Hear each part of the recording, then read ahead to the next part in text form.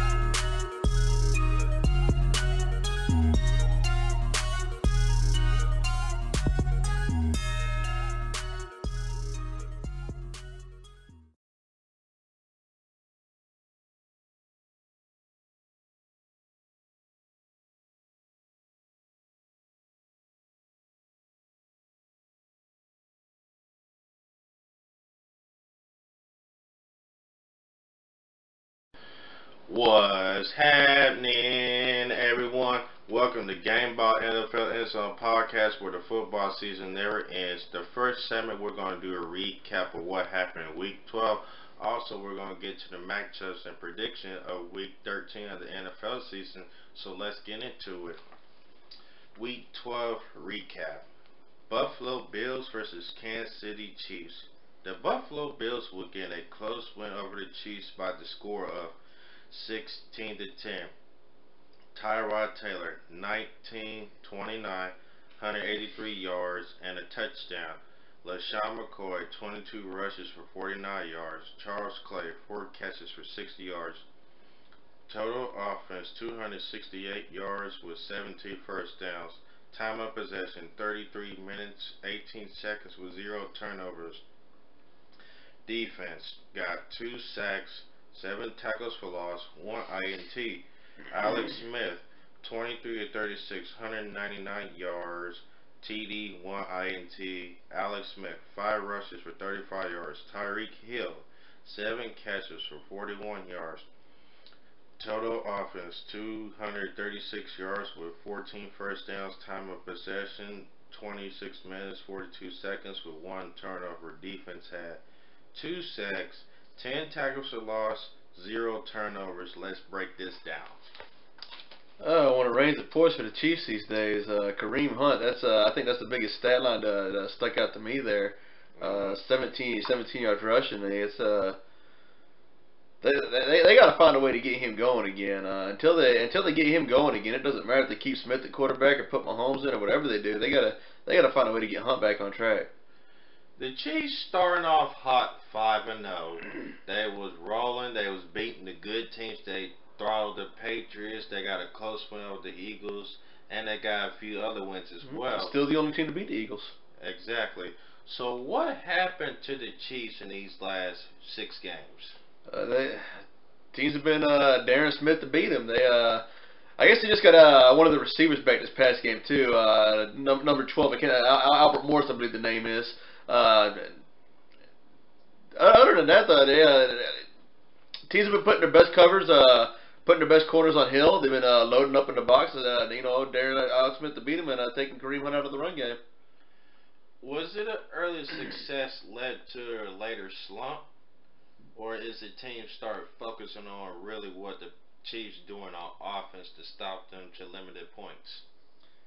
I don't know. I mean, I think it looks like the Chiefs kind of got away with they kind of went with a few close calls in that start of the year, though, too. I mean, the Patriots game wasn't nearly as misleading as the final score would suggest. Same with the Eagles as well. Chargers had their chance to beat them a week after that. I don't want to say it was fool's gold, but I mean, they played Deshaun Watson with Houston. I believe it was Watson was still kind of getting his foot underneath it, though.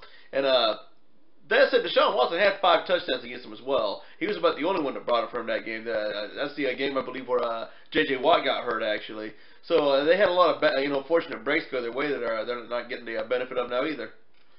Yeah, teams is starting to focus on now what the Chiefs are doing. And Andy Reid was aggressive with the play call in the first 5 or 6 games of the season. And now we enter the second half of the season. He's more of dink and dunk, short pass yardage. And I'm asking, why is he not being more aggressive with the play calling, don't you think? Yeah, and in addition to that, the Chiefs they just can't seem to buy a break right now. They play Ezekiel Elliott right before his suspension. They don't draw Buffalo. I mean, they draw Buffalo 1 week after they figure out Nathan Peterman can't play in the NFL. They got the Raiders coming up in 2 weeks. Crabtree suspended for 2 games, gets appealed down to 1 game, so they have to play Michael Crabtree in a few weeks now. They just can't win for losing. Can the Chiefs find a way to fix their mistakes, offense and defense, to get over the hump, to get back to their plays that they was in the first 3 games of the season, and can they still be able to win the AFC West division? Well, yes, they can because they have 5 remaining games. All 5 teams are currently under 500. 3 of those games are against division opponents. 2 of those games are at home. They go to the Jets. They go to the Miami Dolphins out of the division. Those teams are both below 500 as well. You're not sure what kind of quarterback situation Miami's going to have. Cutler's been in and out this year with injury and whatever else. Um, Denver's fallen completely off the map. That's going to be a Week 17 game at Mile High that really doesn't matter where that game's going to be played at. They already dominated Denver once this year anyhow. So it basically comes down to the Chargers game and the Raiders game that again they both get at home. The thing is they could find themselves in a three-way tie because the Raiders are hosting the Giants this week. That's almost a given that they're going to win. The Chargers are beating the Browns. I guarantee you the Chargers are going to beat the Browns. Chiefs are only getting 3 points at the New York Jets this weekend, and I'm not sure how the Chiefs are even favored in that one. So, them 3 scenarios happen. All 3 teams are 6-6. I agree.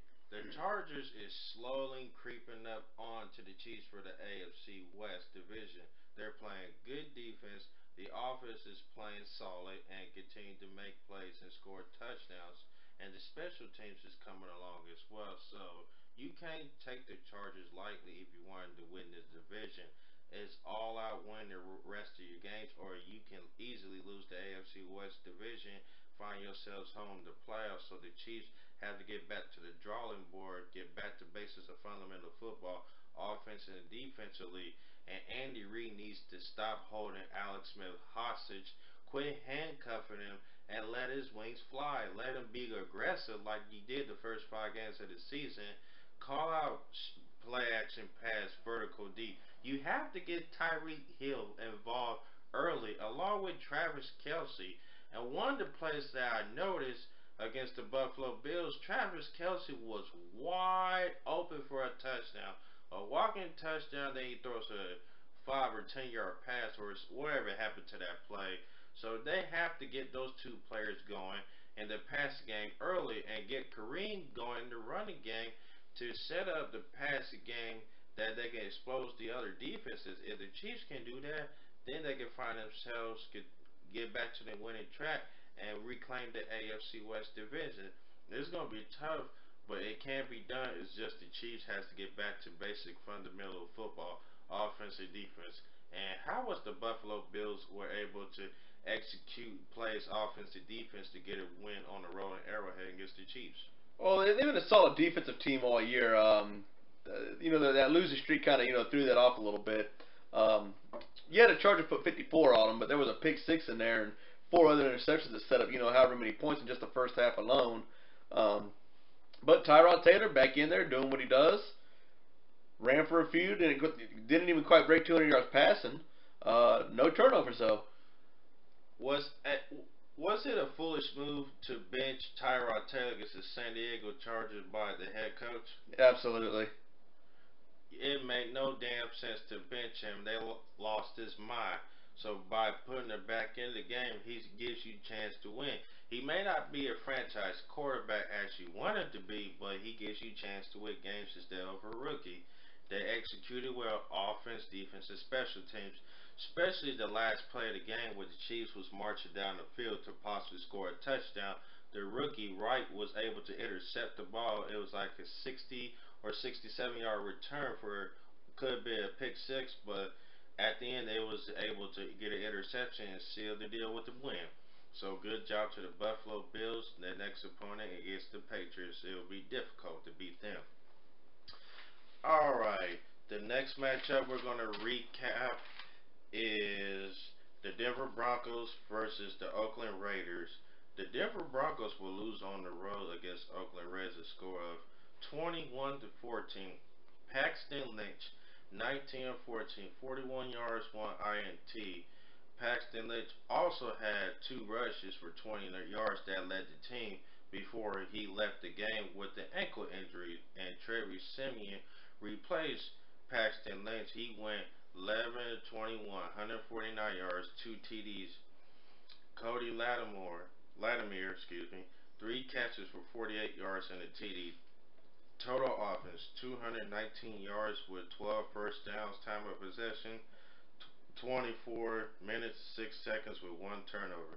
Defense had two sacks, 8 tackles for loss, and one fumble recovery. Derek Carr, 18 of 24, 253 yards, 2 TDs, no interceptions. Marshawn Lynch, 26 rushes for 67 yards and a TD. Cordell Patterson had 3 catches for 72 yards. Total offense, 348 yards with 21 first downs. Time of possession, 35 minutes, 54 seconds with one turnover. Defense, 5 sacks, 7 tackles for loss, 1 INT. Let's break this down. Raiders defense looked really strong for the first 3.5 quarters or whatever else. So when they had the 21-0 lead, one would suggest to think that firing Ken Norton Jr. would be the right move. Broncos offense is just absolutely anemic though. Probably wouldn't have scored a point if Lynch would have stayed playing. He's got a long way to go, further than he's ever going to probably get. He's also out the next 2 to 4 weeks with that ankle injury as well. And when you consider there's only 5 games to go, he may be done for the year in that case. Telling that the Broncos went back to Simeon instead of Osweiler to replace him, though. Yeah, did it make a difference for the Raiders to replace the defensive coordinator and have the other play caller calling the plays? Did you see more aggressiveness and they played real physical than the last few weeks of the game? Not really. I saw him playing a poor offensive team, and unfortunately, we're still not going to know if they made the right decision because they're playing the Giants this week in Oakland. That's another poor offensive team. So you can't shut down the Broncos or the Giants, and they're getting back-to-back home games. Who can you shut down? Okay, what has been the Broncos' offense Achilles heel this season? Poor quarterback play. No quarterback play. I agree. No quarterback and the offensive line. They can't protect or run block, and that forces the defense to stay on the field longer, getting exposed and getting winded. So that is the Achilles heel for the Denver Broncos. Yes, Trevor Simeon was able to come in there and spark some momentum, but they ain't make enough plays to win against Oakland because Oakland came. They was able to get pressure on the quarterback, and they was able to get turnovers as well. But it's going to hurt both teams because they lost Keith Tilly and Michael Crabtree in UFC cage fight matchup over a chain, whatever. So that hurts both teams. So how do you see Denver and Oakland going forward without those two players? Again, they 2-game suspension with been both reduced down to 1. Raiders should be able to beat the Giants without Crabtree in the lineup. They still got Amari Cooper, still got Cordell Patterson, still got beast mode in the backfield there, still got Derek Carr at quarterback. And Denver's going to Miami.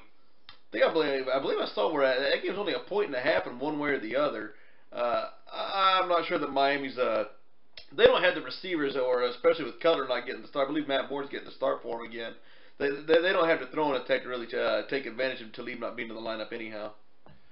So what does the Denver Broncos have to do offense and defense and special teams to get back to a groove and at least get a win, for crying out loud? I'm really disappointed in the defense this year. They have a lot of strong personnel. They've been fairly healthy on that side of the ball too, for the most part. No Wade Phillips, are seeing the loss of him, the impact that's having. So I'm not. I mean, you don't want to really point fingers at the coaches or whatever else, but yeah, they got to get a DC in there that knows what he's doing. I agree. And what does Oakland have to do going forward? can they continue to be balanced? And I noticed they feed Marshawn Lynch the ball more. Can that continue to be a balanced attack? And could they possibly contend for the AFC West division? Yes, I think they'll be playing the Chiefs for first place 2 weeks from now. Okay, that will do it for that matchup. We're going to get to the next matchup. That is the New Orleans Saints versus Los Angeles Rams. New Orleans Saints will lose to the Los Angeles Rams the score of 26-20. Drew Brees went for 22, 32, 246 yards a TD. Alvin Kamara, 5 rushes, 87 yards a TD. Alvin Kamara had 6 catches, a buck one TD. Total offense 346 with 14 first downs. Time of possession 24 minutes 34 seconds with 0 turnovers. Defense had 4 sacks, 5 tackles for loss, 1 INT. Jared Goff 28 of 43, 354 yards with 2 TDs, 1 INT. Todd Gurley 11 rushes, 74 yards. Cooper Kupp, 8 catches, a buck 16. Total offense, 415 yards with 24 first downs. Time of possession, 35 minutes, 26 seconds with 1 turnover. Defense had 4 sacks, 5 tackles for loss with 0 turnovers. Let's break this down. Rams were able to do whatever they had to do to stop that Saints winning streak. They didn't play. That was like the epitome of Ram football this year. 35 minutes time of possession, no turnovers, 4 sacks. If they do that every game, they go 16-0. They won't lose to a single team that get that kind of production on both sides of the ball. The Rams were able to get back to basics after that loss against the Vikings. They played extremely well on defense, especially against a high-power offense like the Saints. Even though it was a close scoring, but the defense did its job. They played well. They got pressure on Drew Brees, forcing him to make bad throws, and they was also able to stop them at the end to win that game. They couldn't stop Mark Moore and him in the backfield running the ball and passing the ball. And the secondary could step up a little bit here and there, but overall the Rams was able to make some plays offensively and defensively to get that win. Jared Goff was considered a bust last season with the coach of Sean McVay. He's an offensive-minded coach. He also works with quarterbacks because he worked with Kirk Cousins in Washington. So he's grooming him now. It shows that it's paying off. Are these two made for each other in the long run? Sure seems it. It's a copycat league, and we'll have to see what the kind of success they have next year going forward with it. But right here, in the here and now, yes. What happened to the Saints that they couldn't execute offense and defense to win that game on the road against the Rams? You take a look at the 2 NFC teams that beat them, the Vikings and the Rams. Arguably the 2 best, defensive units in the NFC, maybe even the entire NFL for that matter. After losing to the Rams, they don't have the tiebreaker over them. They lost opening day to the Vikings. They don't have the tiebreaker over them. I don't believe they played Philadelphia head to head, but Philadelphia now has a 2-game lead on them anyhow. I really don't see the Saints making it back to the Super Bowl this year. They'll probably get a home game in the first round of the playoffs, and then they'll have to go either back to Minnesota, back to LA, to Philadelphia. I mean, it depends on where the seedings are, whatever else. But I can't really put them in that hat for the Super Bowl now. Well, the offense didn't make enough plays at the end. They had missed blocks here and there, and they also went 3 and out a bunch of times, and plays weren't being made to pass the game to win at the end. And the defense did its part, but the Rams was able to expose a little bit more of their weakness. They executed their play, and the Saints couldn't stop them. So the Saints needs to get back and learn from their mistakes, learn what they can improve on, and I can see them getting back to their dominance on offense, especially defense, to be able to win games and possibly sneak into the 2 seed and get a home playoff game. So if the Saints can do that, they'll be fine. Alright, the last game we're going to get into is the Green Bay Packers versus the Pittsburgh Steelers.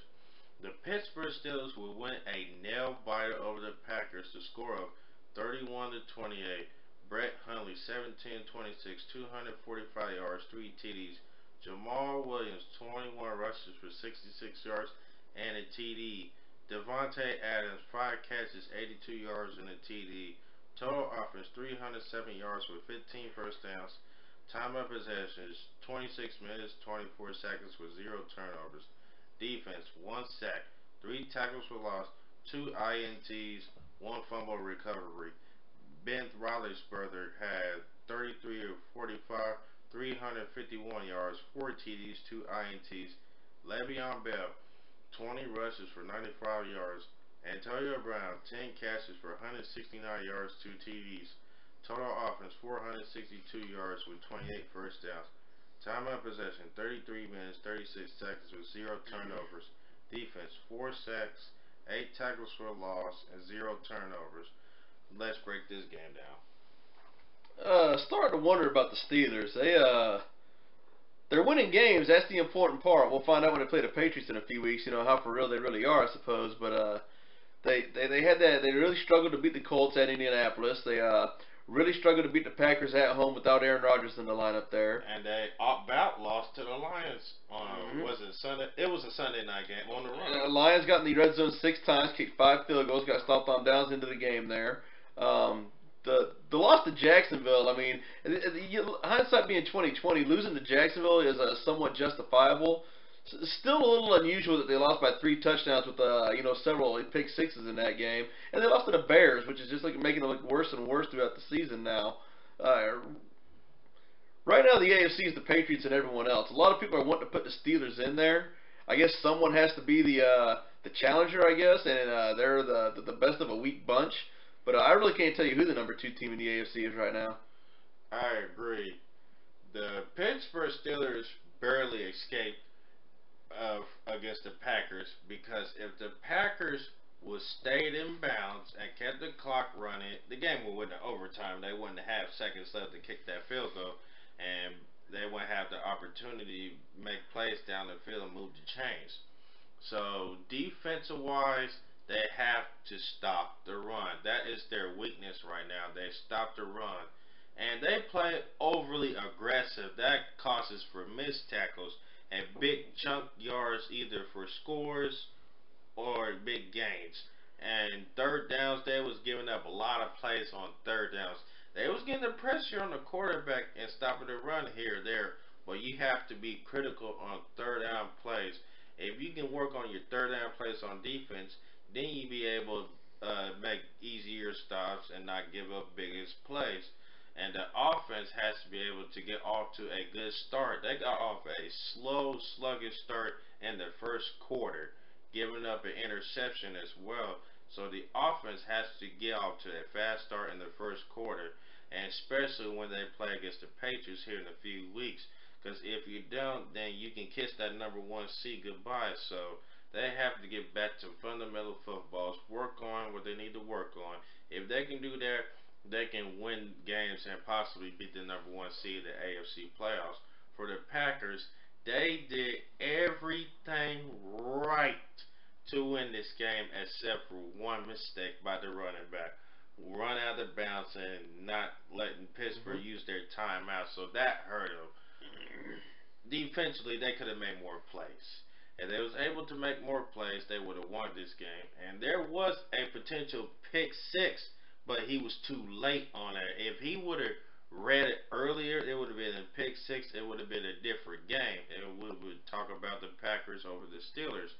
Brett Hundley played a great game against the Pittsburgh Steelers. He didn't have no turnovers. He took what the defense gave him, and if the pass wasn't there, if there was an open lane, he ran for key first downs to keep the chains moving and was able to wear down the Pittsburgh Steelers defense. The offensive line did a solid job, but they could have did a little bit better to protect him because there was players open on routes, but the pressure got to Hundley and forced him to sack. So if the Green Bay Packers can work on minimal mistakes here and there, and if their defense can find a way to stop them 1, 2 more plays, then they're able to win close games like this.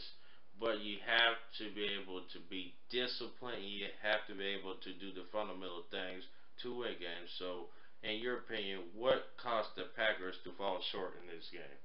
They overachieved. I'm not sure anything actually caused them to fall short. They overachieved in the biggest of ways. I agree. So if they would have made more plays here and there, they would have won.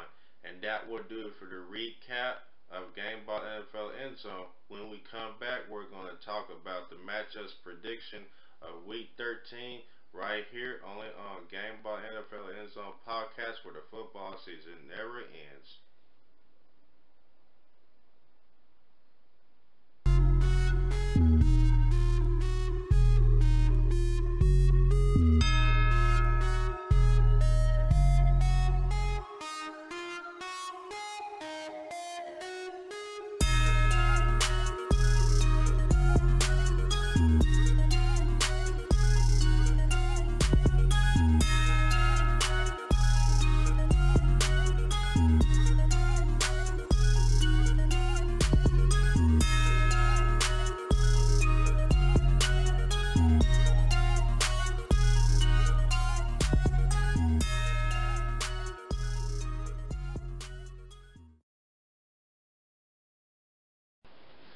What's happening, everyone? Welcome back to Gameball NFL Endzone podcast where the football season never ends. Segment 2, we're going to get to the matchups and predictions of Week 13 of the season.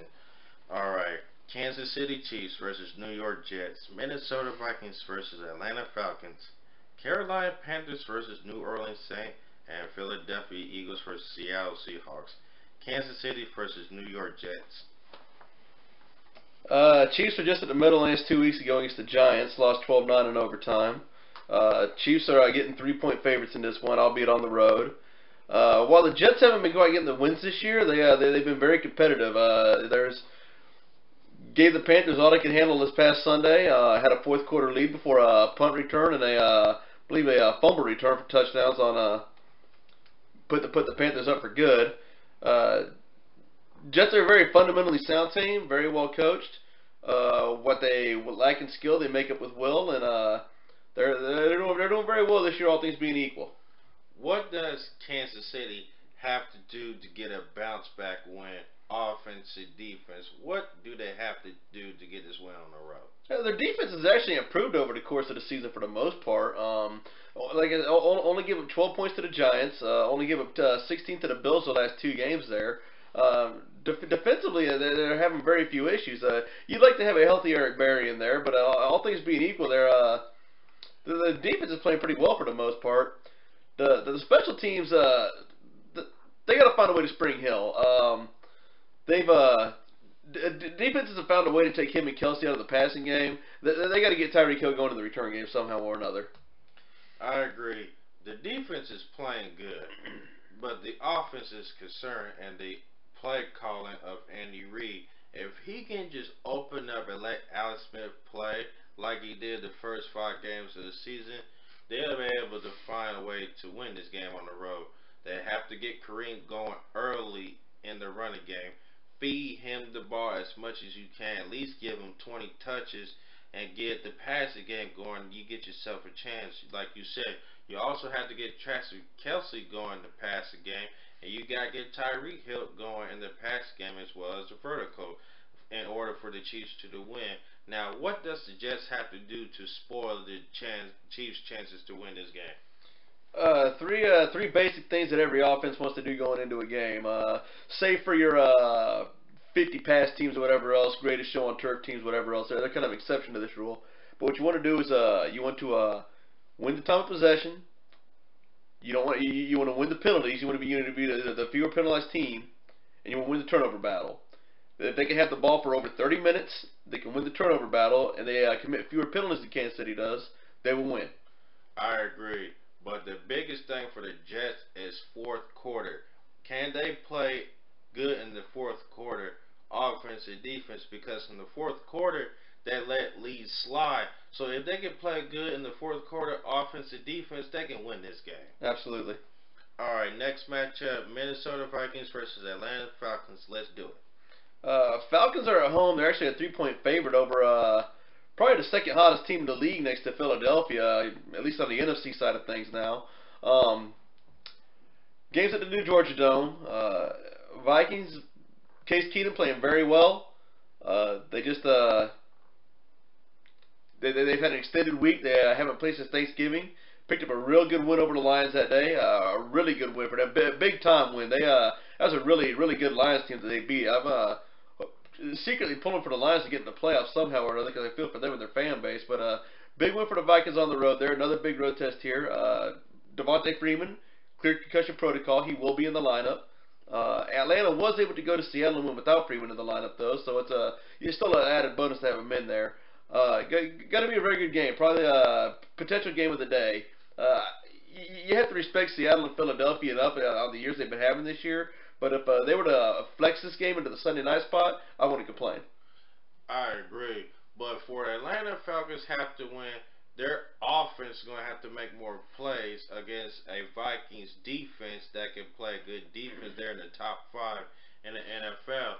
They play a Seattle defense with deployed injuries, but you're playing a Vikings team that is fully healthy and they can fully get it after you. So what does the Falcons offense have to do to be able to expose the Vikings defense to win the game? Got to win first down. Got to get into third and short situations. Got to convert third and short.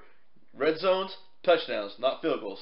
Exactly. In order to beat this team, you have to score touchdowns, and you have to not settle for field goals. If you can do that and also win time of possession battle, you'll be fine. You can't have turnovers. If you have turnovers, your chances are likely not to win this game. And what does the Vikings offense have to do to expose the Falcons defense? I mean, they been doing a really good job on the offensive side of the ball with Case Keenum in there. Stephon Diggs and company playing good at the receiver spots. But they don't really take a lot of shots downfield. They're kind of running a very similar offense to what Kansas City's been doing, but a lot more successful though. You don't necessarily have to stretch the field. They know who they are. They stay within their identity. They rarely ever play from behind. I can't tell you the last time they were down 10 points or more. I know the Rams had a 7-0 lead on them, but that was 2 games ago. This last game against the Lions, they had a 13-0 lead first quarter. Was never tied, was never behind, uttered a 0-0. As long as they can stay within a possession, not fall behind 10 points, 2 scores, whatever else, they'll be all right. I agree. If they be able to make more plays in the Falcons defense and not turn the ball over, because Case Keenum can't get careless in the passing game and get intercepted. So if he minimizes his turnovers, they'll be able to win the game. So what does the Falcons defense have to do to slow down this Vikings offense? They got to hope that the Atlanta offense is on the field for a majority of the game. They get that, like I said, get that 2-score lead.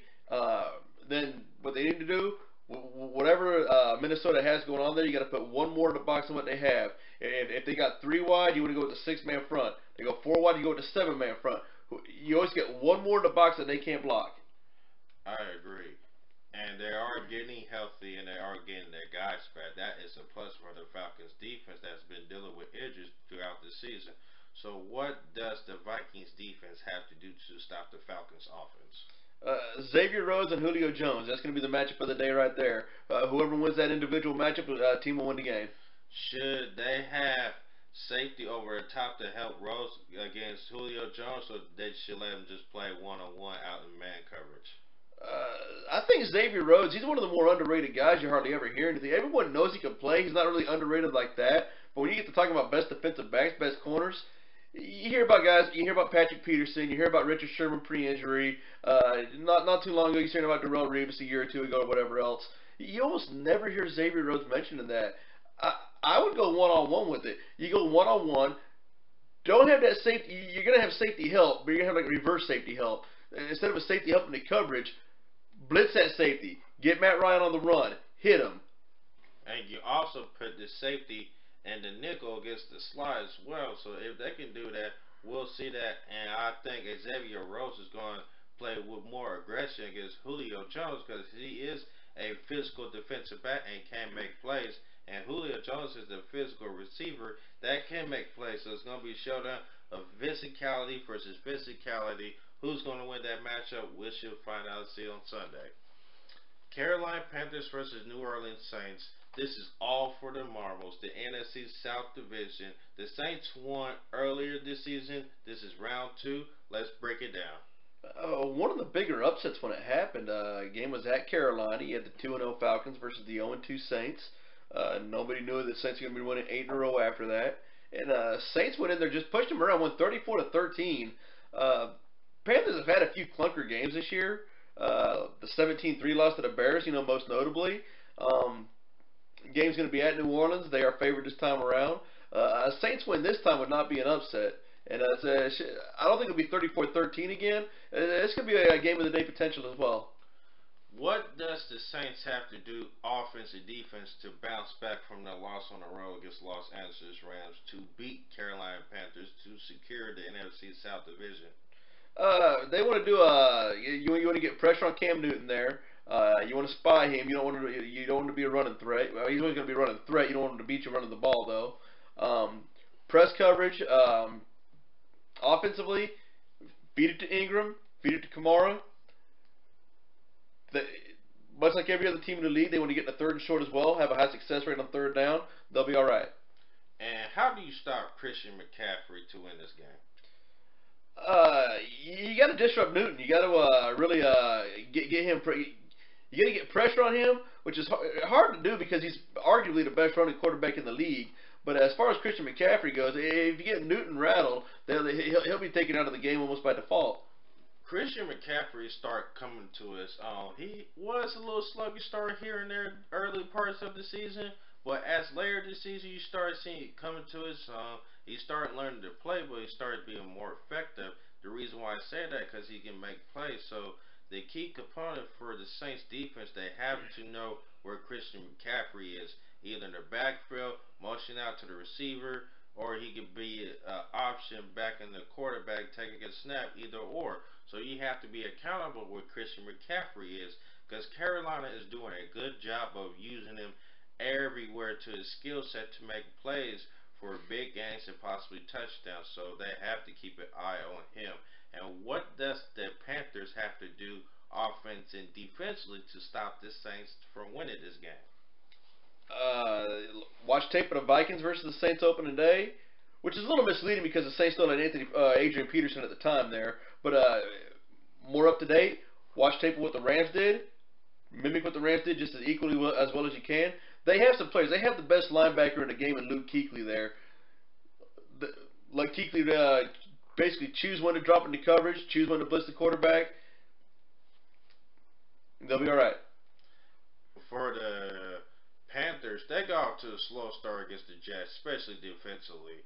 If they can get off to a fast start and slow down the Saints offense and duplicate what the Los Angeles Rams did to the Saints offense even better, they'll be able to win on defense. Offensively, you have to score touchdowns. No selling for field goals. You take what the defense give you, find some weakness, and expose it. Watch the tape of the Los Angeles Rams, how their offense was able to expose the Saints defense. If they can mimic what they did, they'll be able to win this game and find themselves in first place in the NFC South Division. Last matchup we're going to break down is the Philadelphia Eagles versus Seattle Seahawks. Eagles, 6-point road favorites in a night game at Seattle. The Seahawks possibly going to lose their third straight home game in a row. Eagles are a lot better than the first two teams that beat them at home this year too. They're a lot better than the Redskins, probably a little bit better than the Falcons. Seattle still playing with a short deck, will be for the rest of the year. Going to be a tall order for Seattle. I agree. And my biggest thing is Philadelphia's front seven versus Seattle's offensive line. Let's break that part down. It's just a mismatch in every way you can imagine. Like I said last week, Seattle's offensive line could actually be pretty good next year. A healthy George Font, Dwayne Brown with a few games this year in the offseason under his belt. Pro Bowl at center, Justin Britt. They signed him to a big extension in the preseason. Jokel's been doing all right at the right guard, one of the guard positions there. Still not sold on Nafidi. I actually think they should have drafted Cody Whitehair out of K-State that draft. He's been playing phenomenal for the Bears. But this year, it's just Russell Wilson's basically running for his life. I agree. He's basically on suicide watch and has to call 911 because he's running for his life. And the offensive line to make plays here and there, and the receivers can't make plays and step up because of the deployment of the offensive line. Yes, they're doing everything they can to help Russell Wilson in the passing game, but the offensive line is their Achilles heel for the Seattle Seahawks. So how does Seattle Seahawks defense able to slow down an offense like Philadelphia? Last year in Carson Wentz rookie year, they had to go to Seattle as well. They gave him a half. That second half, you could clearly tell it was a rookie against an All-Pro defense, though. That won't be the case this time. No Bam Bam Cam, no Richard Sherman, no Cliff Averill. Wentz is no longer a rookie either. They still got to get pressure on him in some way or another. Frank Clark's one of the best down linemen to get the pressure on the quarterback there. Bobby Wagner, in my opinion, is the most undeniable best linebacker in the game, save for maybe Luke Kuechly, who I mentioned earlier. But they got to get strong front four play, strong linebacker play, strong front seven play. Their defensive backs are good enough to play on their own at the corner positions. You'd like to think Earl Thomas' hamstring doesn't bother him as much either. They Bradley McDougald, he's kind of the linchpin back there. You can't really put him up in the box like you could with Chancellor as a linebacker, though. And teams are able to expose that proverbial bubble between the linebackers and the safeties without Chancellor in there. I agree, and they also have to stop the three-headed monster running back and Ajayi, Blunt, and Clemente, because they all can make plays in the running game, especially in the passing game. So Seattle has their hands full offensive defense in this game to stop the Eagles. Now, what does the Eagles have to do to win on the road against Seattle? Run the ball, control the clock, and what some of these other teams have been able to do. These last few teams that go to Seattle and win, the Redskins, the Falcons, they were able to score first. They were able to get. I don't believe the Redskins ever got a 10-point plus lead, but if Seattle, they're not designed to come from behind. Their offensive line and lack of running game just won't let them do it. Great, fantastic receiving core. Doug Baldwin, probably the most underrated receiver in the game. Paul Richardson finally healthy. We know about Tyler Lockett. Luke Wilson, Jimmy Graham at the tight end spots. Jimmy Graham probably still one of the top three best pass catching tight ends in the game today. But you got Wilson running for his life. He's sadly their best running back as well. Pro size can't stay healthy. Rawls and Lacey don't know what they're doing. J.D. McKissick has been a very pleasant surprise, but he's a receiver playing running back at the same time too. I agree. So it'll be a game to watch, and we shall find out and see. All right, it's time for prediction. Kansas City Chiefs versus the New York Jets. Who you rolling? I'm going to go with the Jets in this one, 23-20. I just He doesn't have the faith in the Chiefs on the road. At this point, why would you? I'm not sure I'd pick them over any team other than maybe the Browns, but that's a struggling bunch right there. They already lost to at the time one-loss Giants. They're going back to the scene of the crime. Jets aren't exactly a bad team. They've had a few bad breaks this year, but they you look at their games in a vacuum. They've been a more four-quarter team than Kansas City has this year. I'm going to roll with the Chiefs one last time. If they don't win, I'm off the bandwagon. So if they can win one more time, I can still be on the bandwagon just a little bit, and I can drink a little bit of the Kool-Aid. So I'm going to roll with the Chiefs in this one. I'm going to say the Chiefs win 20-17. Very close road game win. All right, Minnesota Vikings versus Atlanta Falcons. Who you rolling? I'm going to go with the Vikings in this one. Falcons have been kind of coming on here the last couple of games and whatever else. They've had a few quality wins there, which are very impressive without Freeman in the lineup there. Vikings O versus Falcons D, I think, is a push. Vikings D versus Falcons O, I think, is advantage Minnesota. They'll do what they've been doing pretty much every game this year. I think I doubt they ever fall behind by any more than a score. And I'm going to go with the Falcons in a 24-20 game here. Excuse me, I got the Vikings in a 24-20 game. My apologies. I was about to say that. I agree with you. The Vikings defense is going to be too much for the Falcons' offense. The Falcons won't be able to make no plays. And all defense-wise for the Falcons, yeah, they're coming on healthy, but they still kind of sloppy here and there. And the Vikings offense, they can just continue to do what they do and wear down the Falcons defense. And when the time of possession, they will win this game. For those reasons, I'm going to say the Vikings win the score of 30-20 on the road. Carolina Panthers versus New Orleans Saints. Who you rolling with? Saints get back on track. Panthers have been too inconsistent this year. They already lost by 3 touchdowns at home to the Saints this year. They had that aforementioned performance against the Bears. Even when they scored 35 points last week against the Jets, about the most schizophrenic way to score 35 in a game I've seen all year. Gonna go with the Saints to complete the sweep here. I think it's gonna be a good day for the Saints actually. And plus, they're at home in the dome. And I already picked Minnesota to beat Atlanta as well. So a Saints win is gonna give them a head-to-head and a sweep over the Panthers. Falcons drop a game. Great weekend for the Saints. They win 28-20.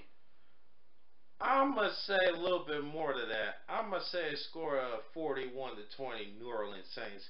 Because after that close loss on the road, the head coach Sean Payton and the coaching staff are going to get them back on track and get to their groove. And plus, they're playing at home. When they're playing at home, they play lights out. Offense, defense, special teams, you name it. They play lights out when they're done. And for those reasons, I'm going to pick the Saints win 41-20. Last matchup, the Philadelphia Eagles versus Seattle Seahawks. Who you got? Seattle just doesn't have it this year. They've already lost 2 home games in a row. They were able to get the losing streaks. They were broken up by road wins. Division road games at Arizona, at San Francisco. Really tough stretch for the Seahawks coming up here. They after the home game against the Eagles, they go to Jacksonville, aka Saxonville. That game, one benefit for Seattle in that game, it's been pushed back from originally a 10 a.m. Pacific time start to what'll be a 1:15 Pacific time start, 3:15 Central. It'll be 3:25 Central. That's only going to do so much for them, though. They come back home where I think they'll be potentially losing their 4th straight home game against the Rams, and then after they play the Rams, they go to Dallas, which doesn't seem like much right now. Except it's going to be the 7th game for the Cowboys since the Elliott suspension, which means Zeke Elliott's back in the lineup on that game as well. Very tough stretch of games coming up for Seattle here. I just don't think they're too beat up. It's a second string lineup going against the first string team for the Eagles there, and they'll do all they can do to compete. Home field to keep them in it for maybe a half. Eagles pull away, they win 33-17. I'm gonna roll with the Eagles with this one. I'm going to make it short and sweet. Eagles offense, defense, and special teams is going to make more plays than Seattle offense, defense, and special teams. And Seattle has too many injuries, especially on defense, and their offensive line is anemic all season long.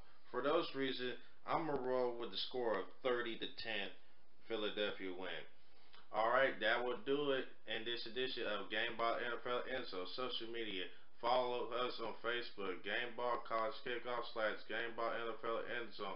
Twitter at GAMEBALL